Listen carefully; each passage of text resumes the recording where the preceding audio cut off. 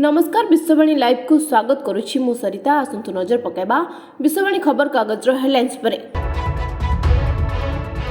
कांग्रेस नेता राहुल गांधी घोषणा करिसेंति जे जदि इंडिया मेंट क्षमता को आसे तेबे अग्निवीर योजना को उच्छेद करा जिवो, कारण यह सेना द्वारा नुहे बरं प्रधानमंत्री नरेंद्र मोदी द्वारा आरंभ करा जायतिला।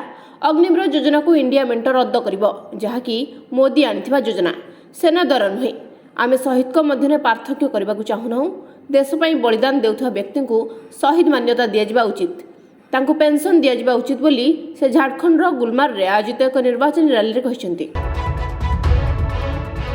राज्यर विधानसभा और लोकसभा निर्वाचन पई भाजपा तार संशोधित स्टार प्रचारक तालिका जारी करिछि।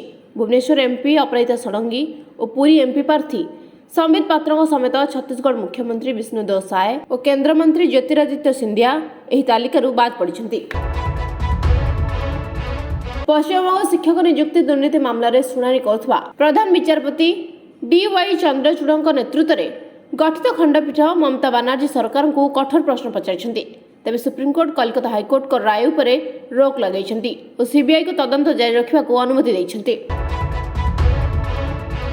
आज कलाहांडी आसुछन्ति राजनाथ सिंह दिन 1टा बेले भवानीपाटना रे पहुंचबे। भवानीपाटना परे रायगड़ा रे कार्यक्रम रहिछि। दुईटी स्थान रे जनसभा को संबोधन करिवे। 6 घंटा श्रीजीव का दर्शन बंद। पुरी रे आज श्रीमंदिर रे श्रीजीव का बनक लगी नीति 6 घंटा साधारण दर्शन बंद रहिबो। संध्या 6टारू राति 12टा जाए साधारण दर्शन बंद रहिबो। द्वितीय भोग मंडप नीति परे हेबो बनक लगी नीति। समूह छुट्टी रे एयर इंडिया एक्सप्रेस रो शताधिक क्रू मेंबर अस्वस्थता दर्शाई समूह छुट्टी रे शताधिक क्रू मेंबर काली राति आज सकाळ जाए 70 रो अधिक उड़ान बातिल। एयर इंडिया एक्सप्रेस रो घरोई और अंतर्जातीय उड़ान बातिल।